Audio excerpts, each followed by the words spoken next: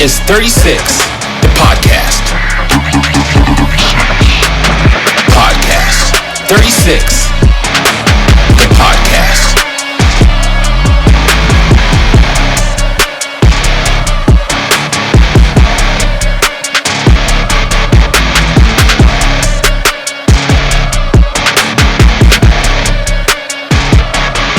And this is 36, the podcast. What's up? What's up, Fairbanks? What's up, Fairbanks North Star Borough? My name is Tilden. I'm Amy. I'm Brandon. And I'm Angie. And this is 36 the podcast. Now, we have a special treat for you today. None other than the amazing, the one and only Miss Angie Tallant. How are you doing? Good. Okay, so before we get started, though, today's guest is someone who wears many hats and wears them well.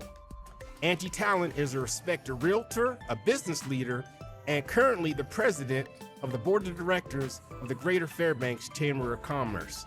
Now, whether she's helping families find their dream home or local businesses in the community, Angie brings passion, purpose, and a deep love for Fairbanks.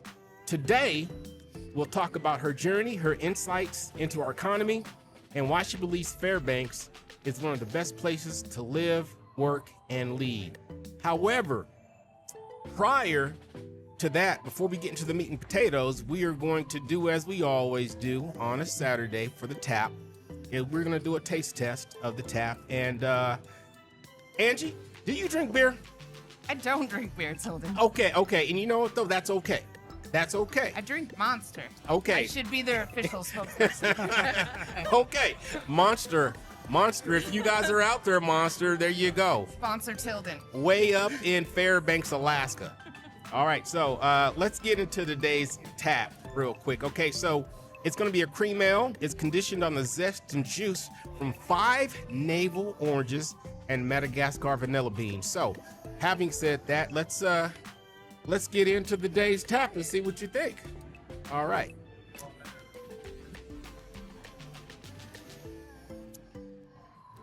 You taste the oranges? Yes. Are you sure there's 5? I think there might be a little bit more than 5. Okay. Yeah. They're 5 large ones. Yes, I believe so. It's a very pronounced. So I'm feeling the citrusy thing. It's a good taste for me. Does it taste like summer?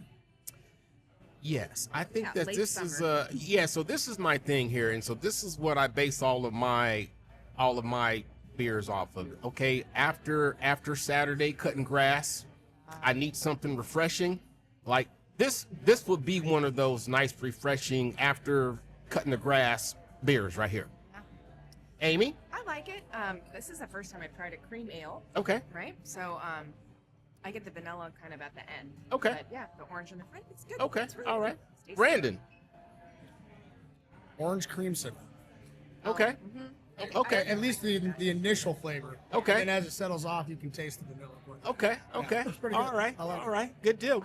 Hey, so another kudos to the mad scientist in the back of the brewery here, Bobby and his team. They come up with some amazing concoctions, and this is another winner right here. So kudos to you guys. But allow me to digress. Can I digress? Sure. Okay, so you guys might notice something different. Now, the guest is going to always be a different guest, but the host remain steady, except for when one of us has to go on vacation. With Jeff, he's on vacation, so we have none other than the amazing Amy Bender. Thank you so much for having me back on the pod. Thank Excited you. to be here. And so this time you're in video. So the first time we had Amy as a guest host, we were only doing our audio podcast. So now we have since upgraded to the video portion or version. And be sure to catch us on all of your favorite podcasts, whether it's Spotify, whether it's Apple, and anything in between. And also you can catch us on the YouTube video, 36 podcast, and you can also catch us on Facebook as well. So Mr. Brandon over here. He's the webmaster, the guy behind the scene of the 36 The Podcast Facebook page, and so he will keep you up to breast on everything that you need to have happen. So thank you, sir. I'll do my best. Thank you, sir. So before we get into the questions, Miss Angie Tallant, how are you doing? I'm great. I do want to give a shout out though to Hoodoo. Yes. So last weekend was Golden Days Parade. Yes. I got to be one of the judges. That's hard stuff. Because there was 77 floats, I believe, all lined up, staged at the back of Carlson Center. Yep. And Hoodoo was the overall winner for the parade float. Oh, nice. So yeah, nice. They came at it full force. They had their German trucks. They actually had picnic tables. They had an overflowing beer barrel. Yeah. I mean, it was amazing. Okay, very nice, very nice. Now, as far as socials, and we're going to get into this again later on in the show to remind people, but where can you be found on social media? You can find me on Facebook. Okay. So just Angie Tallant. Okay. I have a team page. It's called Talented. Yep. See what I did there? Gotcha. See, And- I'm tracking. But you got to spell it the way I spell it. And then we have our office socials. I'm on Insta, and I'm also on TikTok. I haven't started posting there yet, but soon. Got you. Yeah. Got you. Okay, well then, you heard it from her, and if you are interested in either purchasing an additional home, your first home, or anything dealing with the Greater Fairbanks Chamber of Commerce, you know where to find her. So, and we will also go back over those pages once again as we conclude this episode. So, without further ado, let's get into some questions. Angie, are you ready? I'm ready. Brandon, are you ready? Yes. Okay. Amy, are you ready? I'm ready. Okay. So, here we go. So what first inspired you to pursue a career in real estate? And how did that path lead you to a broader community leadership role within the Greater Fairbanks Chamber of Commerce as the president of the board of directors? Well, I feel like it's kind of an interesting story. So I got married and I had a child when I was actually still in high school, and we left after I graduated, and we went to Phoenix, Arizona, where I kind of stumbled into a job where I had to teach myself corporate accounting, and I was 18 years old. Oh, wow. It was a weird situation. I worked for a temp agency. They couldn't afford an office manager, and I walked in that day thinking I was going to be a receptionist, and they're like, "Hey, we can't afford the office manager. This is what you're going to do now." Yeah. And I had to learn it very fast. We were one of 13 branches nationwide. So fast forward a little bit, they ended up buying me out of my contract, and I stayed working there for the duration of living in Phoenix, Arizona. Okay. Then we get stationed back at Eielson, which is fabulous because all my family's here. Yeah. And all my friends are here. Yeah. So I get back and I go apply for an office manager position at Summers and Associates. And I remember I probably interviewed 3 times for that position, and they kind of ask you how old you were. I was 20 years old when they're interviewing me. So it was one of the first questions they asked after they had hired me, and Right. not realizing how old I was. Yeah. But I started as the office manager there at 20 years old, and within a few months, I was cutting the checks, I was doing everything, but I was watching the agents in their office, and sometimes they'd be standing in the hallway bickering with each other, fighting for their clients, and I just watched it, and I was just like, it was so intriguing to me. So Dave Summers was the then owner of Summers, Right. and he, I didn't tell him, but I went and took my real estate course. Right. Which is much different, 25 years ago than it is now. But I went and took it. Then I came to him after I finished the course, but before I took the state exam, and I said, I want to do this. And then he gave me a really scary speech about not ever having any money because you never knew when you could work a deal for Yeah, it's a 45 marathon. days and it'd fall apart, and Yeah. you're not getting paid, right? Right. So, Right. So we So then at the end of that conversation, he actually asked me to be his assistant, and he was very transparent about the fact that he had never had one and didn't know how it was going to work. Yeah. But he didn't want to lose me, and so I started working for Dave as his assistant, and actually Judy Summers also as her assistant. And then we hired a new office manager, and unfortunately for a series of years, it didn't really work out with the office managers, so I had to keep stepping back into that role. So I had Right. the unique, I had set up the systems that were there, and I knew how all of it worked from the back end to the front end, but I was learning real estate. And after about 3 years of doing it, I went to I told Dave one day, we were driving out to listing, I'm like, I'm gonna buy this company from you one day. Huh. And he was like, you know, Yeah. keep dreaming, kid. Yeah. And I stayed working for Dave as his assistant for 11 years. Oh, wow. Okay. Until the day he walked into my office. He got to a point where they were traveling more, they were staying away for longer. I was there, and they had just come back from being in Mexico for a few months, and he walks in and he goes, "Do you still want it?" And I was like, "What?" Yeah. Yeah. The company. And I was like, "Yeah."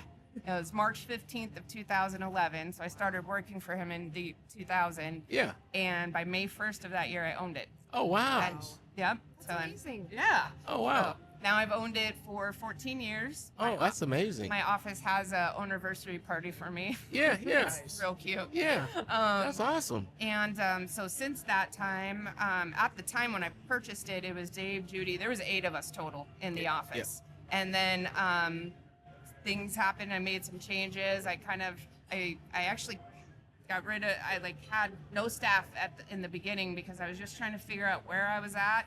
I also came to the quick realization that I didn't have a steady paycheck any longer. Yeah. Because I still had that with Dave. When you're 20 years old and you're becoming somebody's assistant, Right. at that time I had a 3-year-old. I needed Right.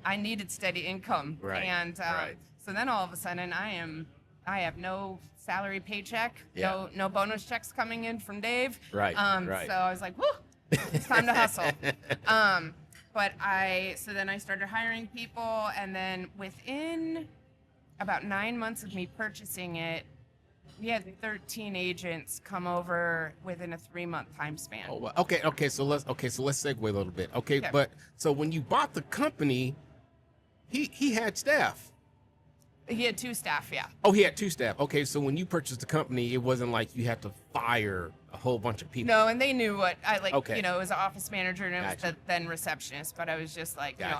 I kind of needed just to feel out what my baseline was. Yeah, because you have a building full of people now. Well, and at the time we were only half of the first floor, and now we're Oh. yeah. And Oh, so good now Lord. we're considerably bigger. I also have an Yeah. office in Eagle River that handles all of the Anchorage, Palmer, Wasilla. Yeah. Now I own that one. I don't broker it. I have a separate broker down there. But Yeah. I mean, we went through a large expansion period. At one point in time, I had an office in North Pole as well. Yeah. So Okay. my sign is literally still on the building, and I haven't been there for a number of years. But Got you. it's good advertising. So Got you. Okay, now so the second half of that, how have you brought that success over to the chamber?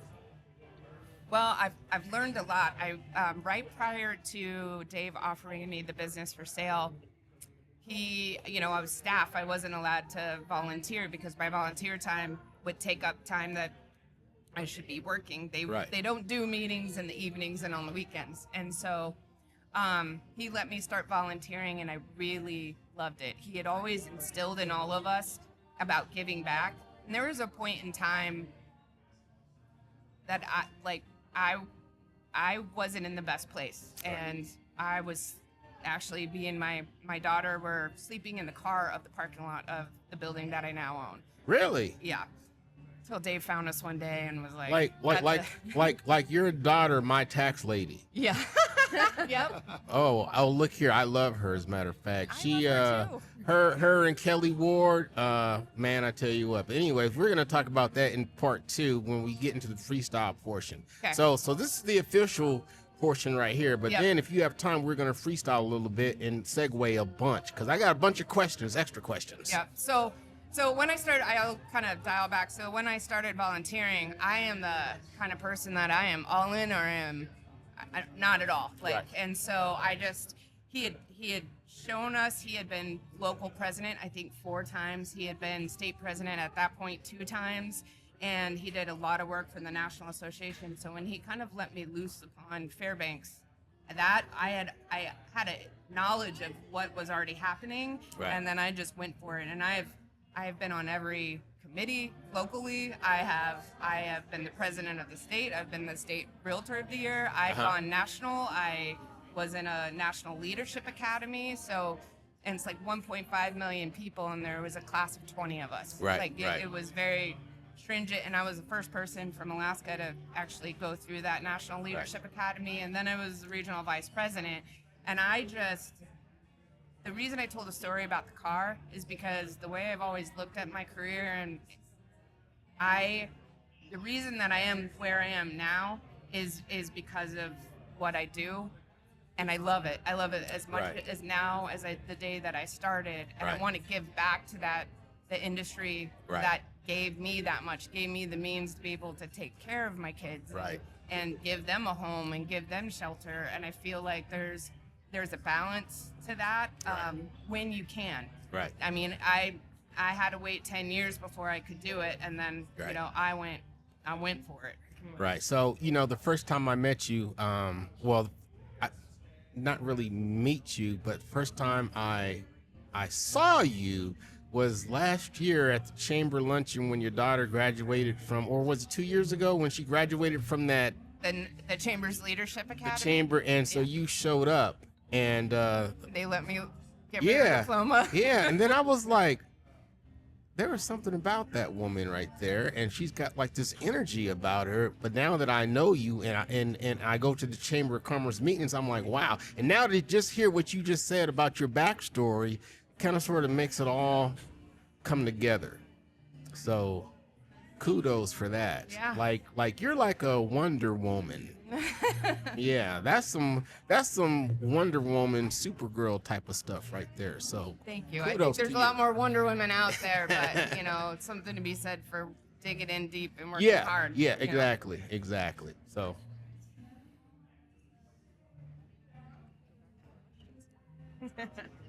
So, what do you see as the biggest opportunities for business growth in Fairbanks over the next few years?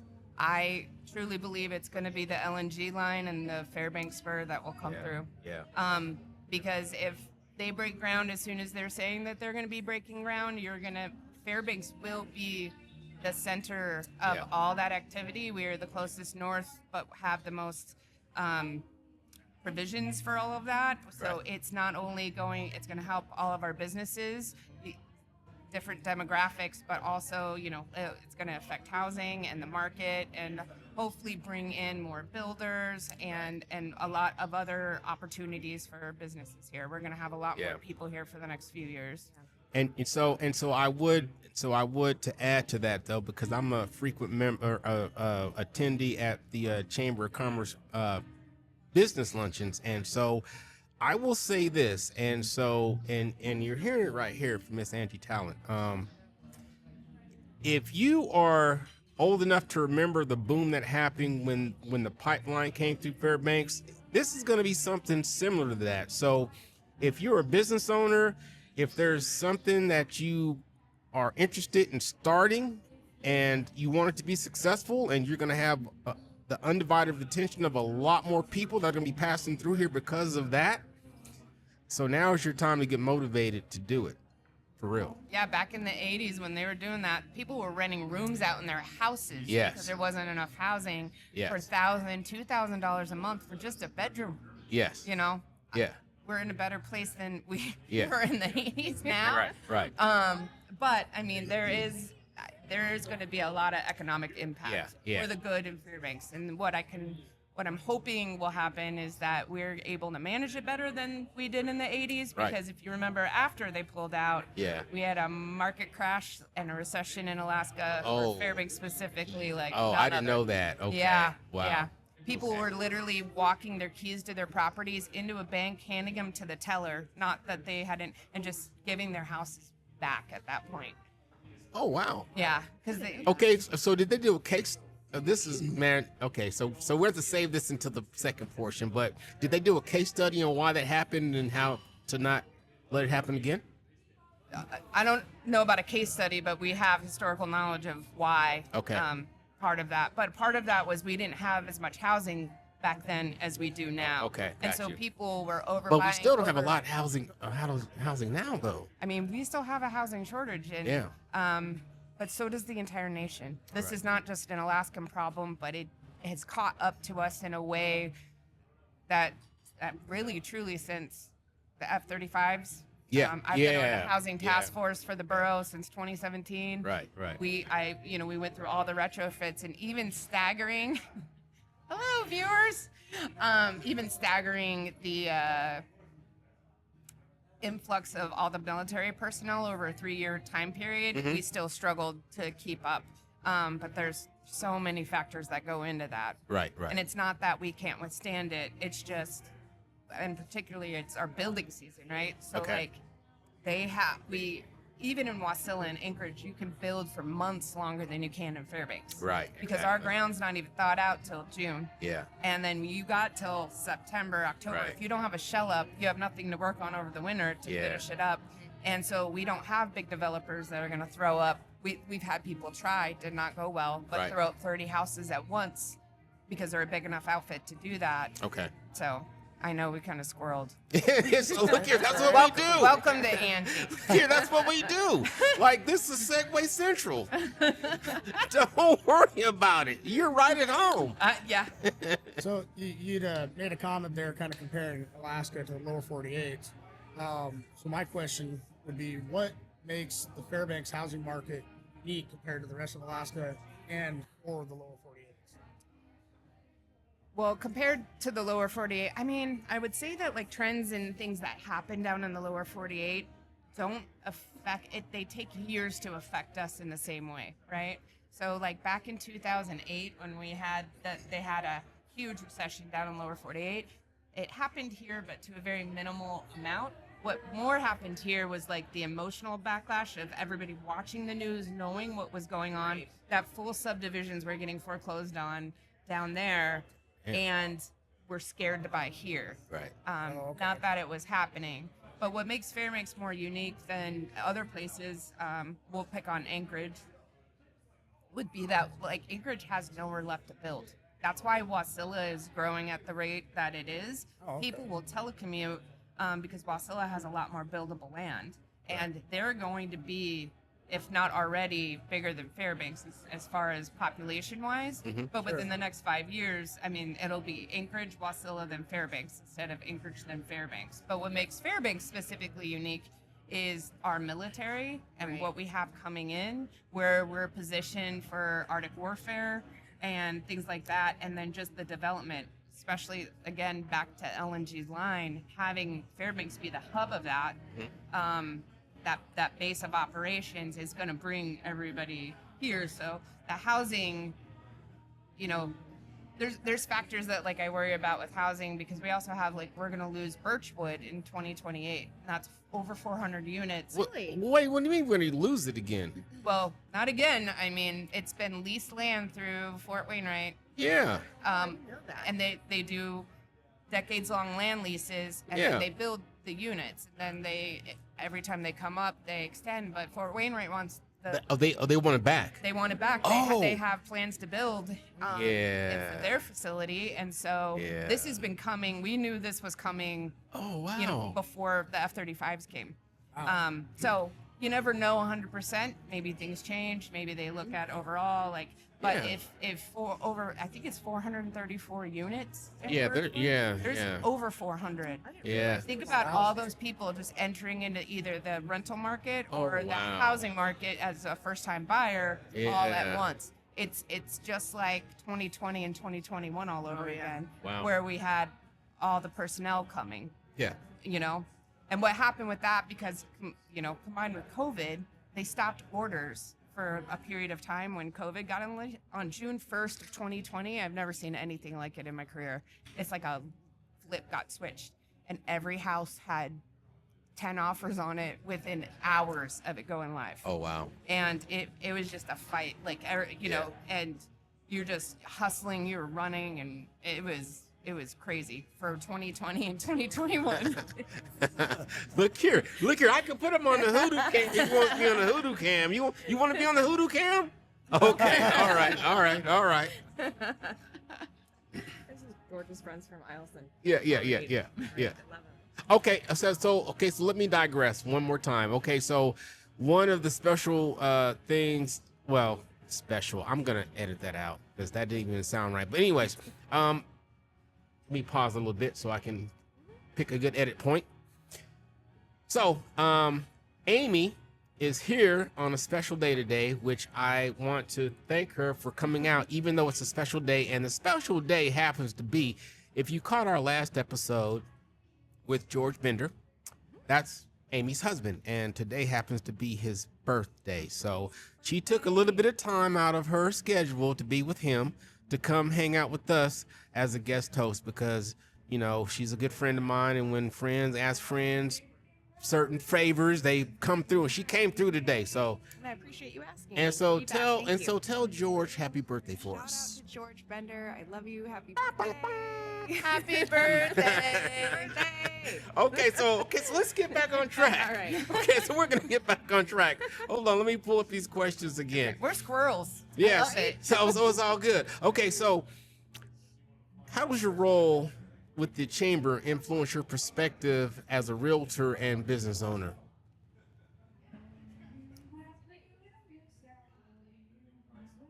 That's a great question. And I'm just thinking, I feel like being the chair of the chamber has influenced me more. Okay. Right. So, and like my business practices and what I do and who I meet. Mhm. And, you know, there's never a perfect way to do anything. And we all get together and we network and I get ideas from them and different ways to look at things and just kind of broaden my horizon. But definitely being a business owner and trying to advocate for the businesses of Fairbanks Right. and the economy of Fairbanks Right. has definitely, you know, changed. I was actually I was chair of the chamber one other time, and it was 2021. Oh, You okay. probably don't remember it because it was COVID. Yeah, that was a tricky time. So during 2020, everything got Yeah, shut down, and it was yeah. my job to turn everything back on, and I Right. couldn't do anything right.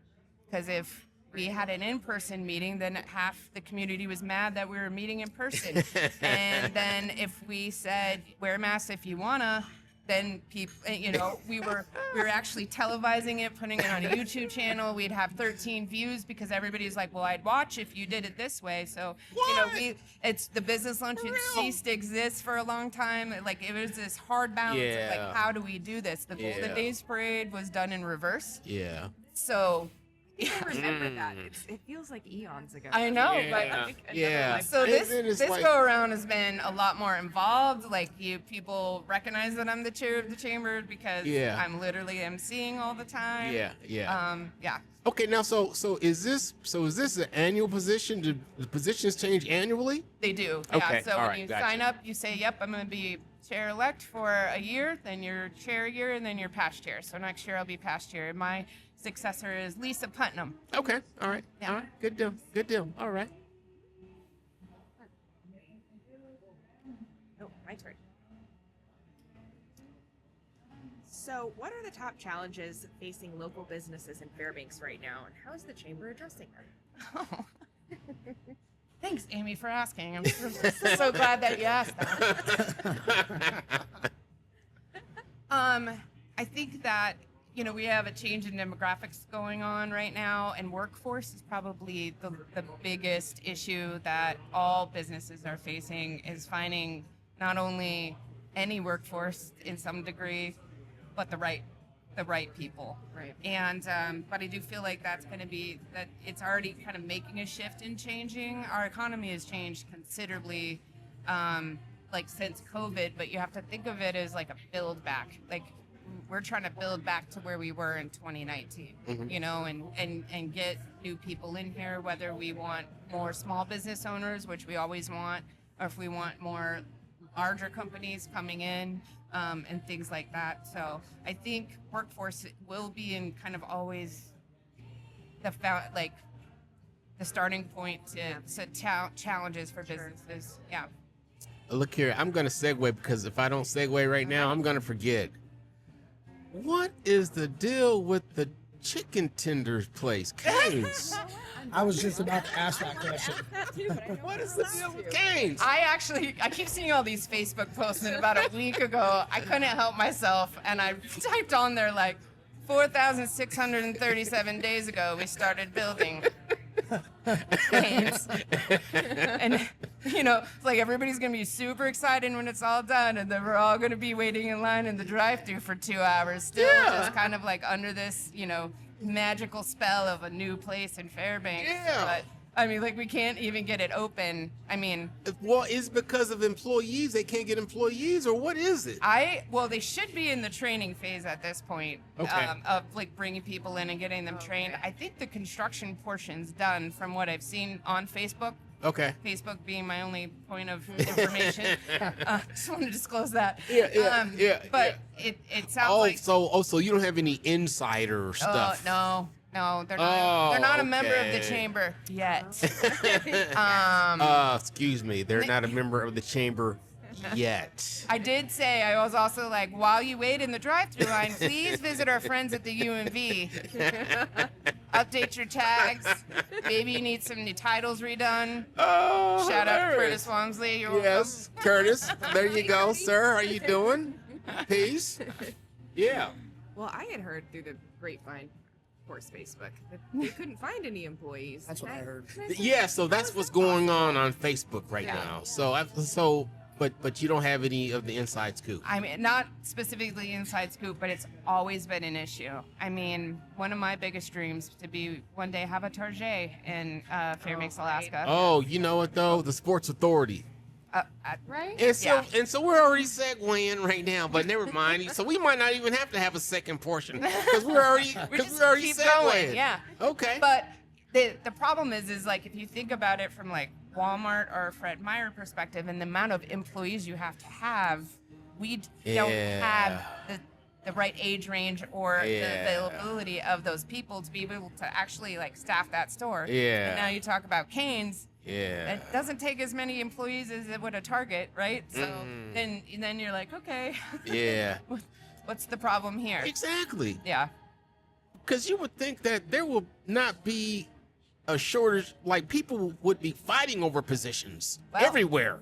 The mentality has definitely changed Sure. since 2020 Absolutely. about work. Yes. And people's outlook Yes. on work. Yes. And, you know, and it's affected the businesses here. Yes, exactly. And we're not going to get into any political Yeah. stuff here, but you guys know what we're talking about without us having to say anything further. Brandon, are you good? So you're next. Yeah, no, I'm actually glad somebody asked about Cane's because I really wanted to ask that question. So what advice would you give a first-time home buyer entering the market here in Fairbanks? Not to settle. So depending on the situation that you're in, people look and they think, well, this is the only thing that's going to be available to me. And that might be true right in that moment. Mhm. But don't settle. Don't, because you will end up, buyer's remorse is a thing. You'll end up not liking your agent or blaming them somehow because that's the closest thing to the transaction. Make sure it's the one you want. Make sure you can see the potential in it and what you Right. want to do, and it all, you know, make sure that it's what you want and you're 100% in. Don't just feel like you're backed into a corner because maybe you're getting kicked out of your apartment, and since you said a first-time home buyer, like I got to find a place and I got to make a decision quick, because that is when it generally in the long term doesn't end well, because buying a home should be a long-term game. Right. You know, Right. I would say people don't buy houses and live in them for 30 years anymore. They buy them and then they sell 5 to 10 years. Yeah. Which is more important for us to keep in contact with our clients afterwards, so they remember us and who to use, and then they come back to us. But you have to also, the other big thing is not to settle, but think about that resale. And if you're choosing a property that is going to take a lot of work to be able to get it to where you need to, are you capable of doing that? Mhm. And or do you have the money to do Right, that? right. Because a lot of people think, okay, I can do it later. Then they never do those things. They go to sell, and the condition of the property hasn't changed. But you want to make sure, if you're buying something, it's going to be something people are going to want, and it's marketable in the future. There's definitely a distinct class of buyers for a 1-bedroom condo versus a 3-bedroom single family house. Right.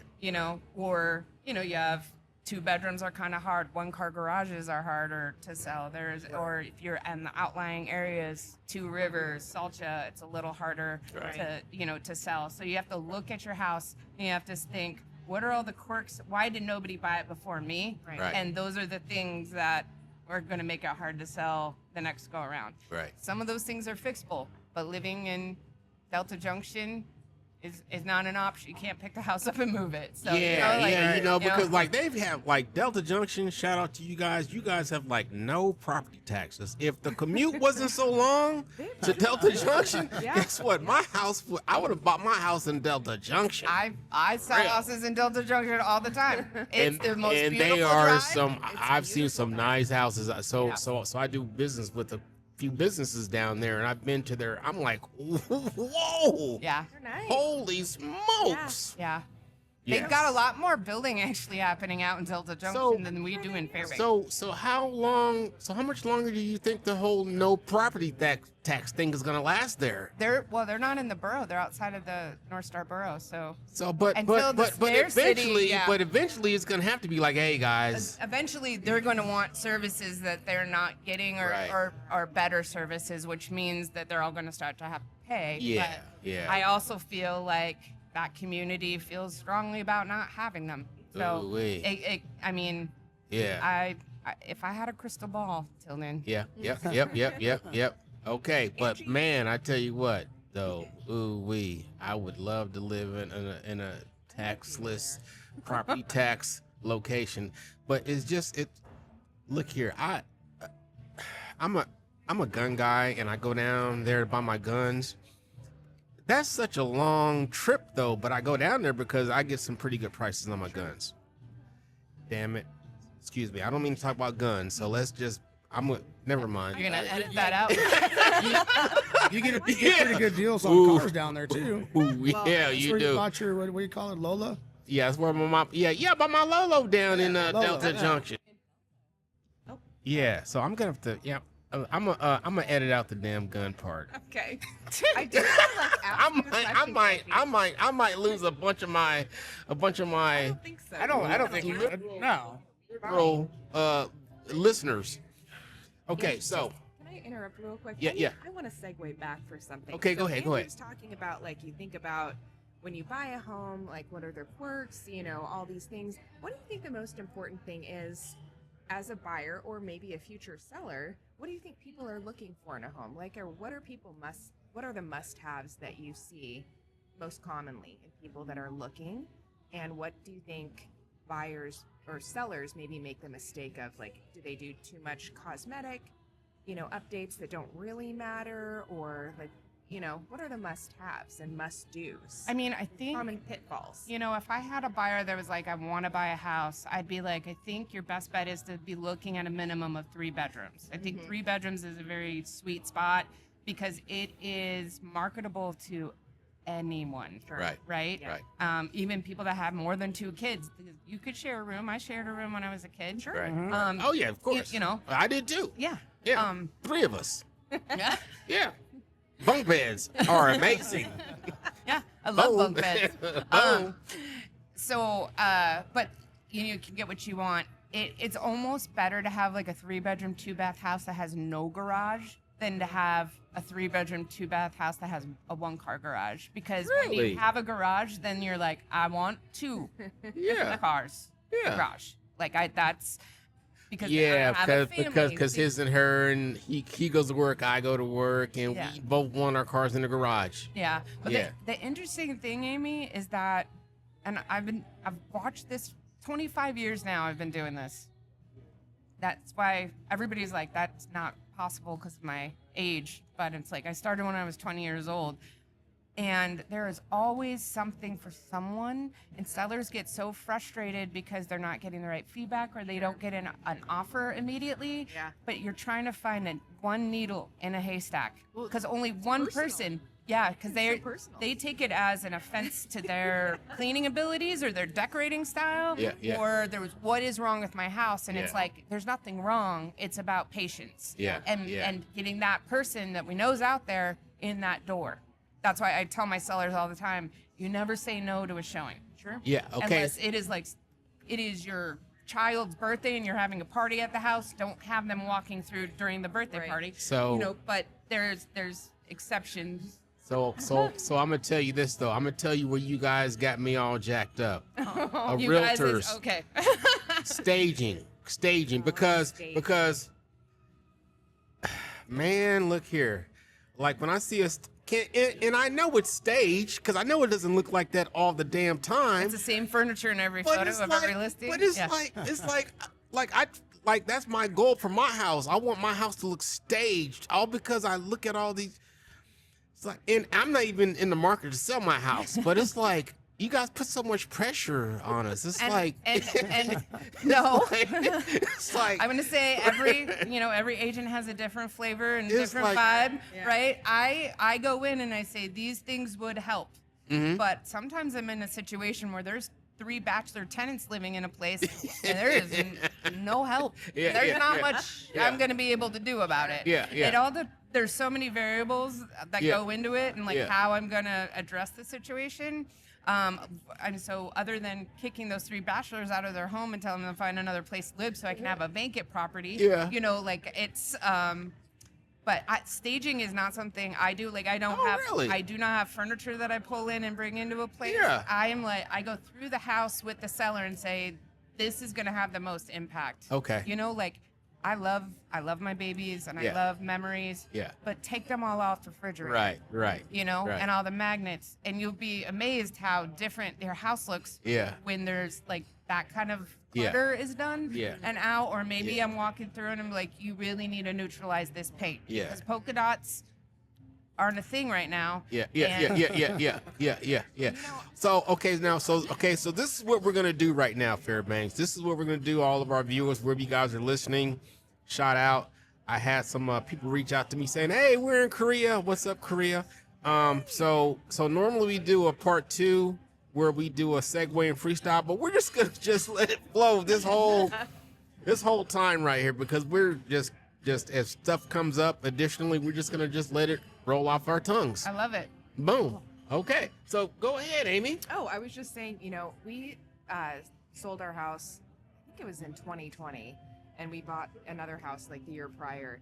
And I'm telling you, I was so scared after we sold because we had to change so much. Because I think the advice we got was like, you need to neutralize everything so someone else can picture themselves living and making a home in this new space. For like 3 years at our new house, I didn't put anything on the wall. Anything's white. Exactly. I was like, I'm not going to do Exactly. anything. No, like- decorate. Yeah. Make it your I home. finally did. Okay. Yeah, I- it's like, for like 3 no years, I nothing, did not. no clutter, no nothing. It's like, Yeah. You're not even selling. It doesn't have to be ready for showings, Amy. That's the funny part. I was like, I'm not putting anything up just in case we have to sell. We're not gonna sell. Yeah, I love you're- my house. We're gonna keep it. It was funny. I love that you said that. yeah. Okay, now, so it's back on me now, Brandon, I think. or is it Brandon? Is it Brandon? No, it's on YouTube. So it's back on me. Okay, so, let's get back on track, shall we? Okay, so, how do you balance your business success with giving back to the Fairbanks community? So when you sent me these questions and I read that one, I just laughed. Because I am not someone that has work-life balance, Tilden. Yeah.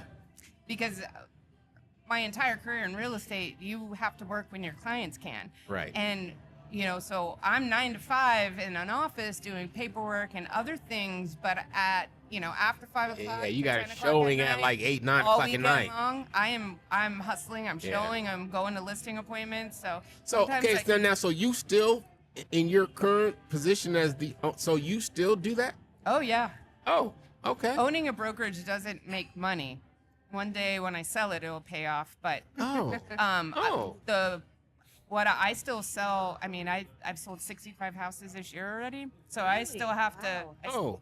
or Okay. not just listed, but also buyers. So. Okay. Now you personally, or are you talking about Me. your other realtors that work under you? No, nope, that's just me. Oh wow. Yeah. So then we have a great office, a very experienced office. For the most, well, we got a good balance of like newbies and people that are very experienced. Bruce Womack's in my office. He shut down his office. He had a one-man show. Came back. He actually worked there when I was the office manager. He's been licensed for 50 years.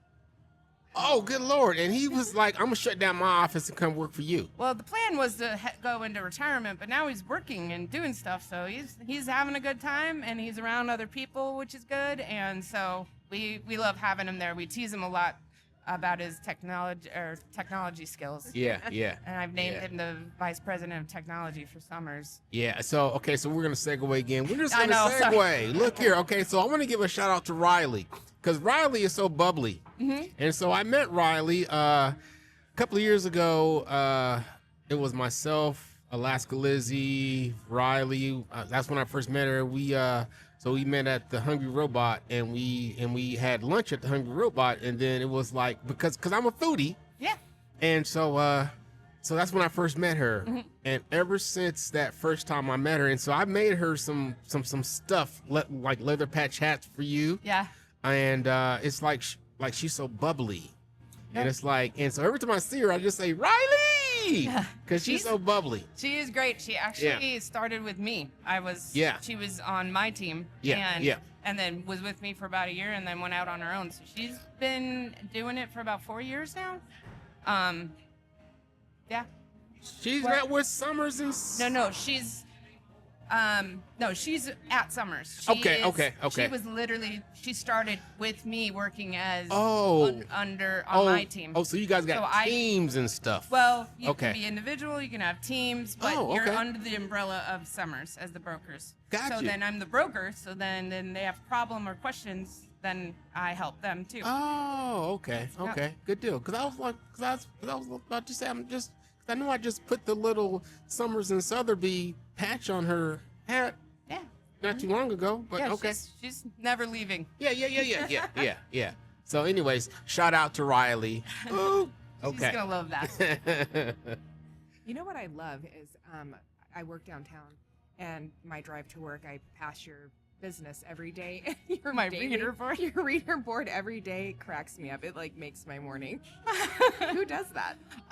So in the beginning, I was doing it. I love it. It was 2016 when we got that reader board. Okay. And every celebrity in the world was dying in 2016, and I realized I put on the reader board one day, "Don't take Betty White." And that was when I realized. Oh, wow. And she didn't go then. But I realized I can put anything I want up there. And so, but as I got busier or more demands on my time, I've segued it off to different people, receptionists or office managers that work there. So, you can kind of really feel where a person is mentally by what was on the board. I would literally some days come in and be like, "Are you okay?" Because I read the board as I'm walking in, and I'm just like... Some days they're just like more on track with like selling, buying a home, and some days they're just off the wall, and they're just so funny. Yeah. Like, don't ever stop doing that. We've had them, so we do them on a monthly basis. So that way we catch birthdays, events in town, and then we fill holes with what we want to say. But we keep all of them because I'm like, every once in a while, just go back to like 2017 and pull one that I wrote and then throw it up there because just recycle it. Yeah, we named it because they're still like relevant to the day. They are, and they're good. Exactly. There's some real estate-y, but there's some like off the wall. I've shouted out to people on the board being like, today, Sarah Earl, today is National Cheese Day. Are you ready? Heather Lambert, it's National Wine Day. I've had people call me and actually like ask me to be like, can you wish my husband a happy anniversary? And I've done that one year for April Fools, we put on there, it just said, "I'm pregnant." Yeah. And there's people all day long coming over, taking pictures under the sign Oh, wow. Nice. so they could send it to their Nice. significant other and Yeah. prank them. And I love Nice. that. That's Nice, funny, yeah. nice. Okay, so since we're not gonna do a part 2, since we're just gonna lump it all into this one episode right here, we're gonna take a little breaky break because it's time for a breaky break, and we're gonna refill our we're gonna refill our chalices, Yeah, Angie's already on her. our second drinks I of did. choice, and please join us, or please stay tuned and continue when we get back, because we have a few more official questions, but we also have a few more segues too that we're going to get into. So on that note, please hold tight and we'll be right back. Kidding. Now, Oh, now we're doing it. Take over. It's okay. He can edit this. Take over from Tilden. Tilda, You'll never we're know. doing this. I'll never be invited back on the pod. I hope this isn't ruin my chances for the Christmas spectacular. What you got to do is you got to hit the button again before he sees. Oh, yeah. And then he'll catch it when he's doing the editing. I know, he's gonna be like, "What was What this?" happened, guys? All right, so what do we want to say when Tilden's out? You know, I want to talk about Tilden for a minute. Let's At the talk about Chamber weekly luncheons, he's kind of a celebrity there because he wins the Chamber pot, and he gets all the prizes at the end of the Chamber. We always raffle off prizes, Yeah. and he always gets it. And he one week it started with Heather Lambert bringing in a dipstick for a fuel oil tank as a donation, as a raffle giveaway. Tilden won it. And then there was this funny commentary about it being special and magical. So he went up to do the 50-50, and he brought the dipstick with him. And he was holding on to it. Because I was like, "Where's your dipstick?" And he's like, "Yeah. I got it right here." And then he won the 50-50 and won all the cash. So typical. I mean, I love him. So I first kind of like met Tilden like online with his food reviews. Like, of course I didn't know who he was, but he had the most comprehensive like food reviews on the Fairbanks food page or whatever. And I was like, I think I have to go try this, whatever he's doing. All right, so we're ready. Podcast 36. The podcast.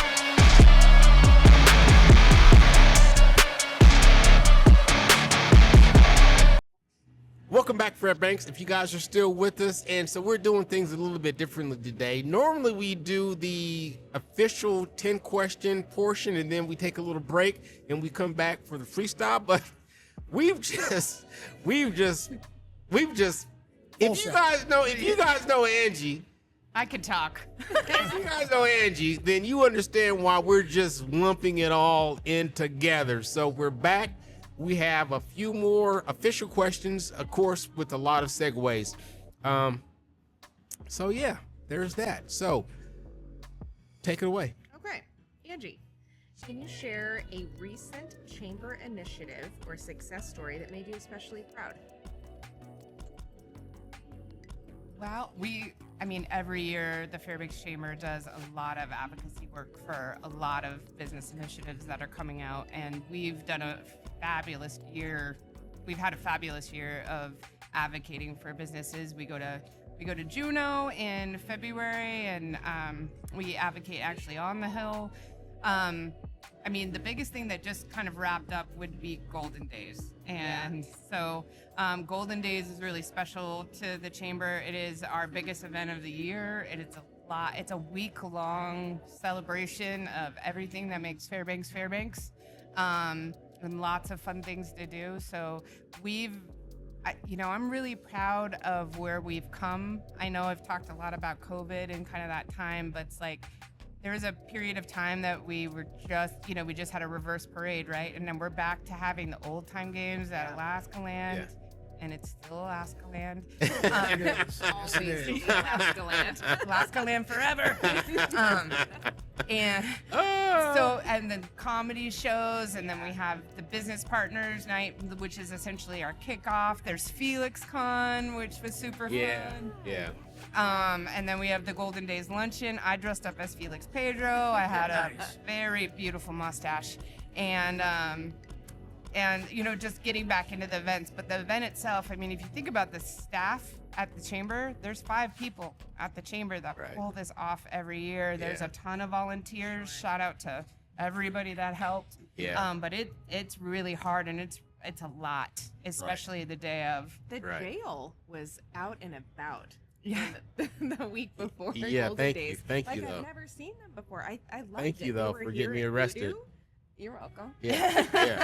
Thank They you. were at, like, the Thank you. breweries. Like, I haven't seen so much activity, with the Golden Days jail, and that was like really nostalgic for me because, like, as a kid, you would see the beautiful women and like all dressed up, and You're like, I want to get in too. there. I'm like, I want to do that. I want to get thrown in jail.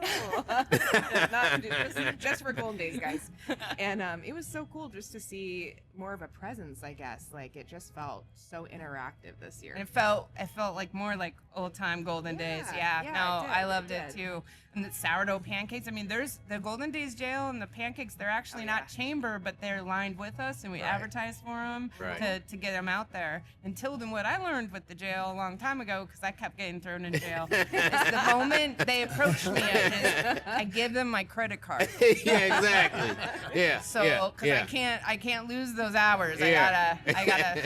I mean, it's fun to ride in the jail, but if you've done it once, you're like, here you go. Yeah, well, however I exactly. can support you, and here's some names, Yeah, and yeah. I gotta go back to my desk and work. Yeah, exactly.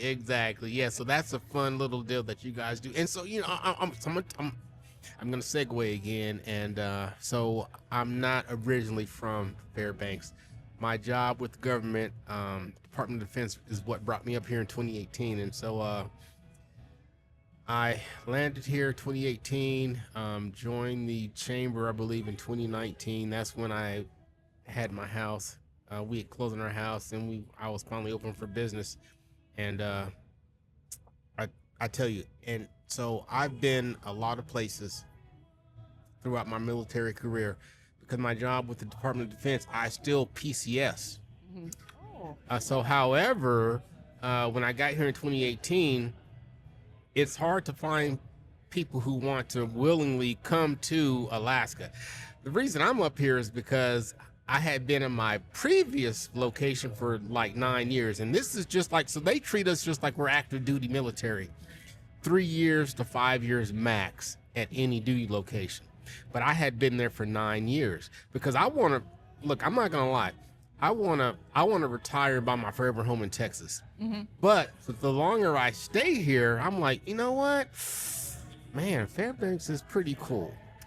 Fairbanks. Fairbanks is cool. Yeah, Fairbanks is an amazing community. It is. Yeah, I could see myself It is like hanging out here. one big family. If there's any Gilmore Girl fans out there, it's like our own little Stars Hollow. Yeah. I love Fairbanks. So I'm actually a military kid. Like Really? Yeah. So I was born in Germany. We moved to Washington. We lived Which in part of Germany?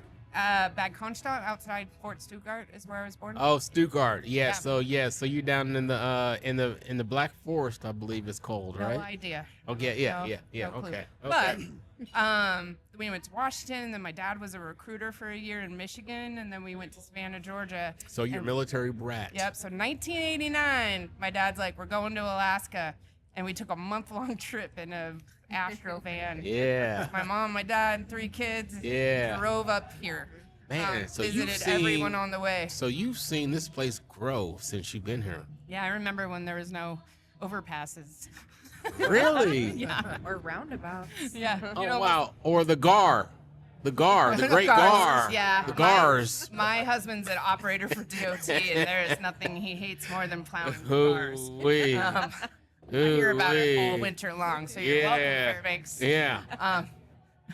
But no, I'd never, I mean, growing up in this community, I think a lot of our younger generation, and I was one of them, couldn't wait to leave. Yeah. And so when I got married really early, like we talked about before, Yeah. and I went to Phoenix, Arizona, and going from Fairbanks, Alaska to Phoenix, Arizona, even in 1997. The heat smacks you. Well, and it's millions of people, and Yeah. there are roads, 3-4 roads crossing at the same time. Yeah. I've never seen highways like that before. I Yeah. was scared to death. I Yeah. didn't leave our apartment for like 3 months. 'Cause Yeah. I was just like, Yeah. I can't do this. Yeah. I mean, I'd go out to wash clothes in the laundry facility and walk back Yeah. in. I was Yeah. afraid. Yeah. But they don't have a sense of community. They're too large for It's that. too big, yeah. And coming home, I knew I was never gonna leave here again. Really? Yeah. When we came back in January of 2000.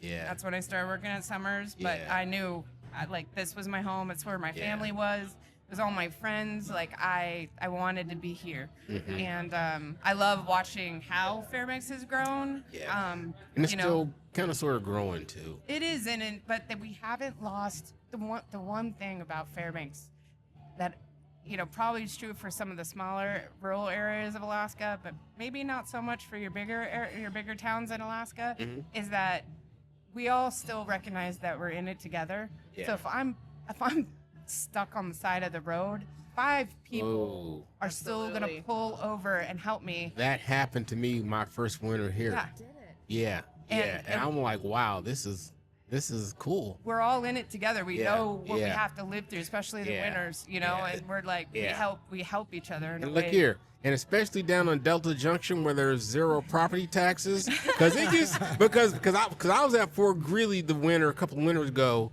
supporting the soldiers on Fort Wainwright, who it got down to -70, and when it gets that cold and your car breaks down, you will die Yeah. out You there. can, And so absolutely. people are like, boom, like you could pull over in the summertime and just have your blinkers on and They'll be like, "You all right?" yeah, exactly. Yeah. And so you've got to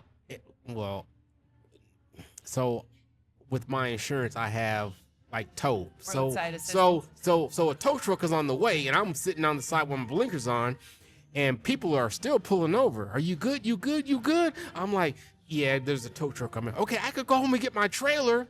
Yeah. I'm like, I wish I'd have known that before I call my rental. Or they're like, "Get in my car and warm up." Yeah. It's Yeah. amazing. And I mean, there's so many other amazing things about Fairbanks, but that sense of like we're all in this together Yeah. and we're gonna help each other. I mean, Yeah. we don't always agree, and that's okay. Yeah. Everybody's yeah. entitled to their own opinion. Yeah. But like we still are just like this strong love. I mean, we're the Right. Golden Heart for a reason, Yeah, and we yeah. really do exemplify that in every way, shape, and form. Got you. Yeah. But you Brent? know what else you do at -50? What's that? You show houses. Yeah, that market don't stop just because it's cold. No, so my national stuff that I Yeah. do, so I travel a lot for that. They're always like, they know me as Angie from Alaska. I am not Fairbanks, I'm just Alaska, right? So Yeah, I'll yeah. get people calling me and referring me to places in Kenai. Like, I'm like, okay, I know people there and I've helped them out, but they always are like, so like, what's real estate like up there? I'm like, well, we have houses just like you. So no igloos? Yeah, you don't No, sell it. I know. When we moved here and I was 10, I remember being in school in Savannah, Georgia, and they're like, "Do you live in igloos?" And I'm like, "I don't know." And I remember running home to my parents and being like, and you know "Are what, we gonna though? have a house?" And though they were probably serious too. Yeah, They were totally. serious. Yeah, because Alaska's is the last frontier, right? It's very unknown. People don't really know about us in Yeah. a way. We're really in the spotlight right now federally because Yeah. of our natural resources, but man, it is so I go and I'm nationally and they are like just like tell me about it and they're like, at what point do you stop showing houses? And I'm like, you don't. I have to buy groceries and I have bills to pay too. Like, so at 50 below, am I shutting my car off? No. Yeah. Sorry, EPA. But I am like, I'm running in, I'm opening a door, we're doing our thing, and then we're running back to somewhere warm. So I'm a segue again. It never stops. You don't. Even No. at 50 below, like, Oh. I'll see people 30, 40 below. We're still coming, and I'm Yeah. just going to use Hoodoo as an example. Yeah. But like, we still want to get out of the house. So Exactly. we're going to go shopping. We're going to We're go to here. the brewery, go out to So eat. we're here. It's like Yeah, we're just bundled up. So I'm gonna So it's segue fine. again. So when we were stationed in Fort Hood, Texas, and whenever we would have those ice days where it got like below 32 degrees and it was rainy, and so the road's gonna be slippery, like we would either get the whole day off or it would be a work delay. So you wouldn't have to come into work until like 11 o'clock. And so we were cool with that. So my first year here, and the first time it snowed, right, I called my supervisor. I was like, hey, is there a work delay? He was like, well, what are you talking about? He's like, you know where you are. He's like, 7:30, you're going to be here. I'm like, roger that, sir. And it's never, I'm like, okay, that's how we do it up here. And so then when I go TDY, excuse me, for all you civilians out there. So when I go on a business trip to the lower 48 during the wintertime, and the weather gets kind of sort of crazy in Alabama or wherever I'm at when I'm going TDY, I show up on time for the class or for whatever I'm doing down there. But then it's like, well, hey, you know that there's a work delay. I'm like, that's not even bad weather. But anyways. That's 5 snowflakes. What is even happening here? I know. Exactly. Whatever. Anyway, so Brandon, go ahead. Yeah. So, where do you see the potential for new development or investment in the Fairbanks housing market?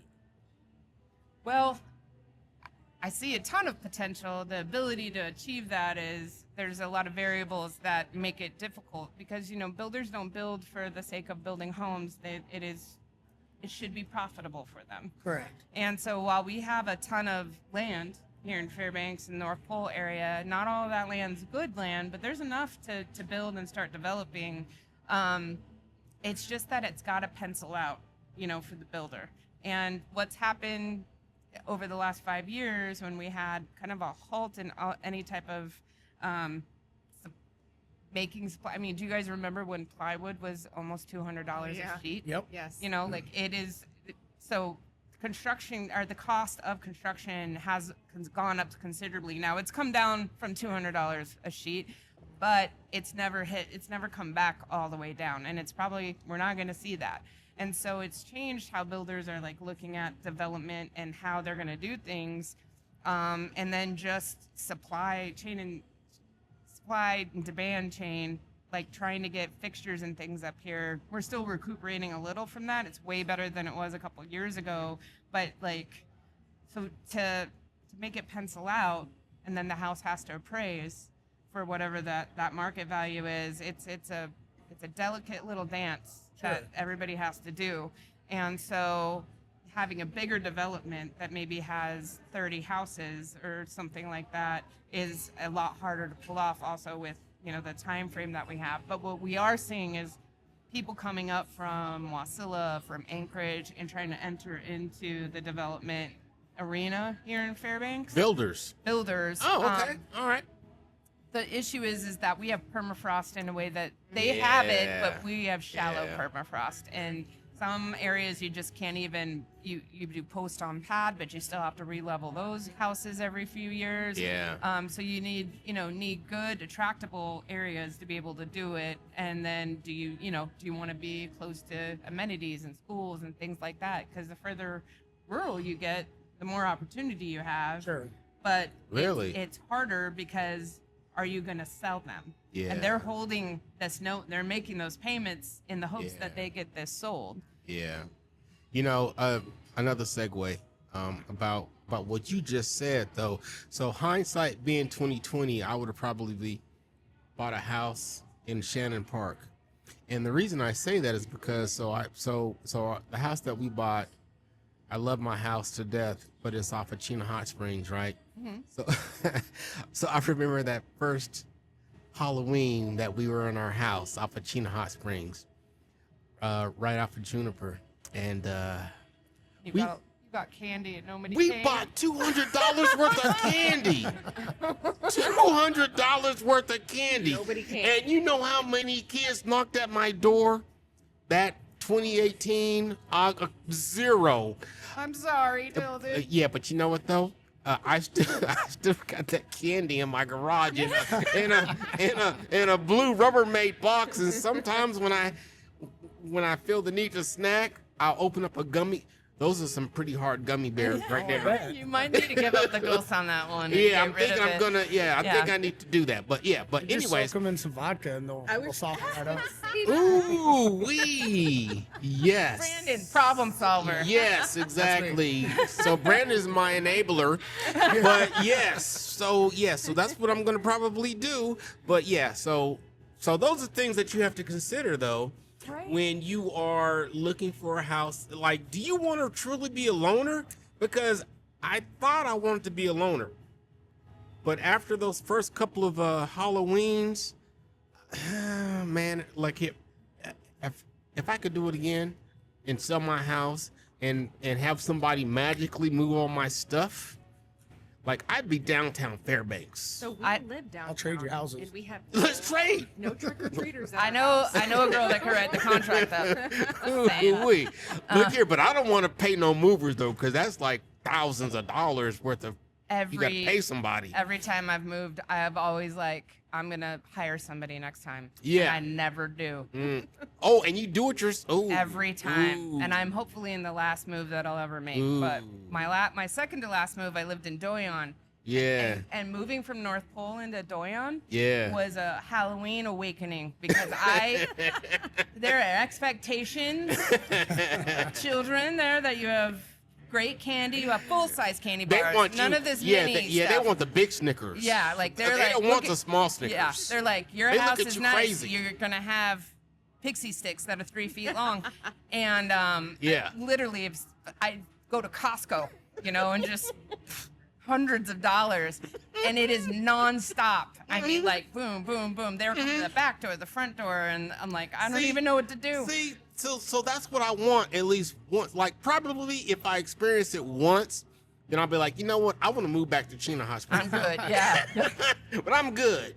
But right now I'm like, man, I really miss that. But anyways. Well, since we're talking about Halloween, I just want to give a shout out to Christmas, my favorite holiday. Okay, I that's love all it of more ours. than anything in the world. that's our favorite Well, not my holiday. kids, but man, I love Christmas. Oh. I love that the entire love the world Hallmark gets Channel, together too. and we lie. Yeah. To kids to give them magic. Yeah. To Yeah. let them Yeah. believe in magic Yeah. for a little longer of Yeah. that this happens. Yeah. And I love that. I love Yeah. the feeling of they Look still. here, I'm not gonna lie to you, Angie.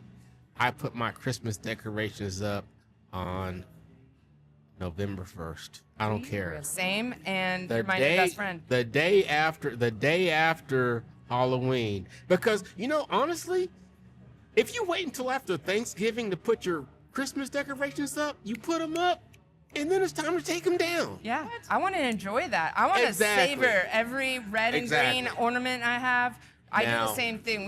Last year we lived in Doyon before we moved up to Chino Ridge. My husband, my now husband, but we were dating Yeah. then, he wanted to go trapping, and trapping opens on November 1st. And he's Uh-huh. like, what do you need me to do? And I said, Put get the- everything put the out of Christmas storage, decorations up. pull it up, and there's these garlands on the front door. I need the inside and outside one done, and I need this one other thing done. Yeah. And I'll handle the rest. You go trapping. So Yeah. on Halloween, but at 11 o'clock at night, Yeah. he's outside Yeah. doing it. That's my So he thing. can leave, and a kid comes up and trick or treats, and he's like, "Do you see what's happening here? It is Christmas now. Like we have Christmas no more has candy. started. Christmas has It's started." like- yeah, that's what we do. What I did fail that particular year to realize is that my youngest daughter's birthday is on November 2nd. I'm like, well, I guess it's Christmas themed because Yeah. the whole house is decorated in Yeah, Christmas yeah. now. We actually did a camping theme, and we just had the Christmas tree as a backdrop. Yeah. But Okay. So guys, Love Sorry. so we have 30 minutes left. So Okay. we have 30 minutes left, and so I've got to be a good moderator, and so because we got to break all this down by 2:00. So is it on you or is it on me? You're on question number 10. But So- I gotta ask Brandon really Okay, quick. go ahead. Okay, so 2 people put their Christmas decorations up obscenely early. No, it's not. It is. No. Amy's getting judgy. Hey. Exactly. Brandon, when do you guys put yours up? Usually right after Thanksgiving, but Same. Okay. but, two but, and but two. I'll share too early. I'll share That's this too with late. you. That's too late. That's too I'll late. share this with you. We didn't take them down until last month. Oh, I love that too. But we do take them down in like January. Like, You do? Yeah. Shoot for January, but we No. just got a little busy. I take my downs in February. What? February. Well, so That makes sense. So here's my thing. So while I'm in Alaska, I'm soaking up the whole Alaskan experience. Hallmark Channel, hot Yeah, cocoa, absolutely. marshmallows. But I'll be honest with you. By the time February, March gets here and there's still snow in my yard, I'm like, man, F Hallmark, F this Christmas tree. But then you take it all down, and then it's like, it's time to put it up again. well, and it's a feeling of emptiness, and you're like, what just happened? Yeah. Like, Yeah. there's nothing in my house anymore. Is how I feel every time. Exactly. It's like, man.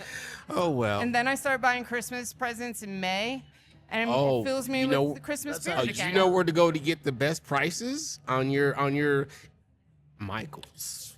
Oh. Michaels, yeah. I thought you were Now- doing an Amazon drop. Now, so so do you go to the Santa house when they do the 25% You know what? military I've discount? been to Santa Claus house, and I lived in North Every Carolina. year they do a I haven't been 25% there in off. 15 That's when I years. buy all my Santa Oh. Clauses. Come with me. So my family goes every Christmas Eve Okay.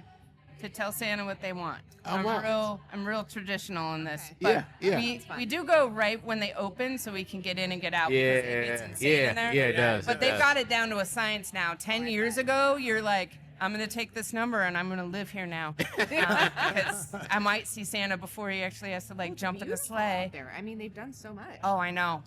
Yeah. I do miss the old Santa Claus house a little bit. The old Santa Claus house? So- see, that's another whole segue right there. I think you can do an entire podcast on Christmas till then. yeah. Feel free to call me. I will talk about Santa And look here, all day Dale. long. Make it a Dale. Christmas special. Deal, we could do that, and that like that would work, because we're in the perfect freaking location and state for it too.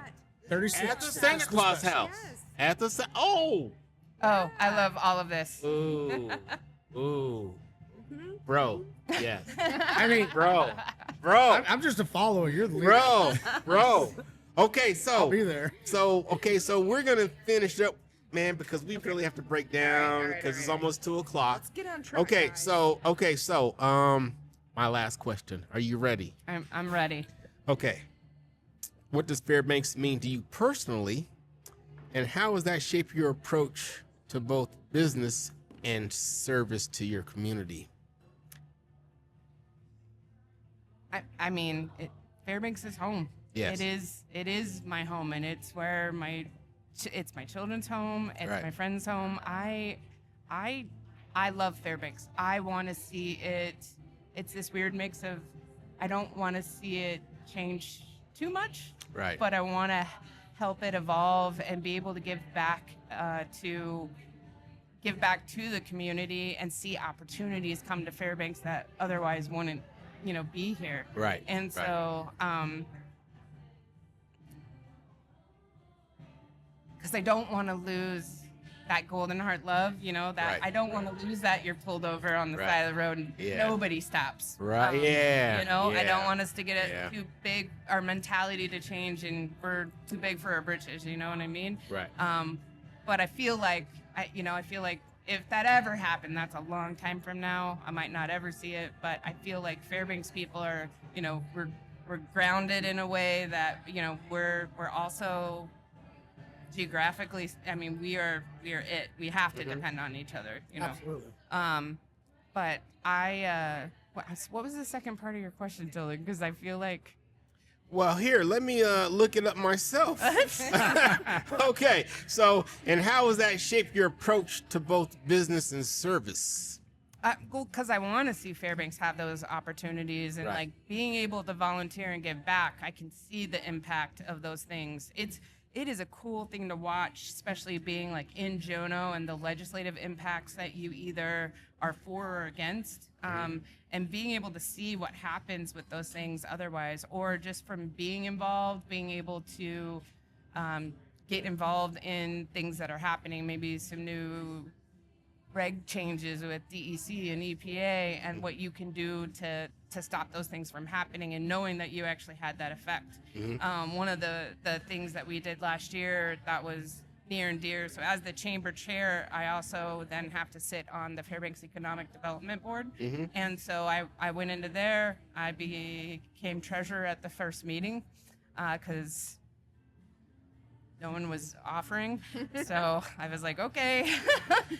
And then right after that, there was a presentation by Golden Valley, and we spent about a year and a half putting a program together.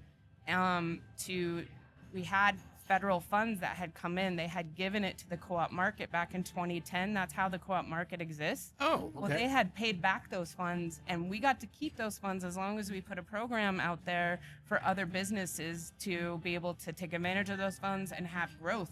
And what we did is we put it out to the community in September. We had 5 different applications come through that qualified for things we could do. Some people just wanted to paint their apartments, and we can't do that, but like sustainable, showing growth for those individual businesses. And we were able to give that money out to 3 different businesses. Okay. And like being able to know that I was a part of that, and nobody else knows, but you know, it's like knowing that I helped do that, and now there's a program as they repay at least once a year, another business is going to get money and be able to keep growing, and as the way that we set it up. And so it's things like that you know, like I get to see that opportunity and be involved with those things as those decisions are being made, or like what, you know, helping the Fairbanks community, you know, be a part of the team that's going to be working with LNG here in Fairbanks, you know, and helping them with the housing portion of it, and how this is going to work, and how this is going to pan out, what to expect, what we have and what we don't have, and things like that. So okay, so we have a few more minutes. I'm not going to really take a lot of time to break all this down, but you're in a position to provide opportunity. And so I always say this right here: when you're in a position to provide opportunity for people, do so. So that's what being a leader is. Yeah. So anybody looking to get into real estate, what are some, so what is the advice that you would give to anybody looking to do what you did and how you started out? Well, and I talk about this a lot because a lot of people approach me about how to do it, and I will tell you, what you put into it is a direct reflection of what you're going to get out of it. Okay. And it is a hard industry to learn. It takes probably about 3 years to fully come full circle in the understanding where everything's clicking as to like why. But what you put into it is what you get out, and it's hard to break in. Real estate is very relationship based, and it's not really like who you know, but it's like having relationships with people or being able to establish them. But it takes time. It doesn't just happen overnight. And a lot of people get frustrated thinking that maybe this is, you know, they're going to start selling, you know, 5 houses a month immediately, and it's like that's not what happens. You know, I tell them about becoming an assistant, learning the business first, then going out on your own, I think is a great way to approach real estate. So that way you have some stable legs under you, and you understand what that leap of faith is going to be when you go from having a steady paycheck to not having one at all. We wake up every morning unemployed. And, exactly. And hopefully we're employed by the end of the day. And we do it every single day. And, you know, so. Yeah, so that's what that grind is about. That's what being an entrepreneur is about. That's what being. So I have a term, I call it a hustlepreneur.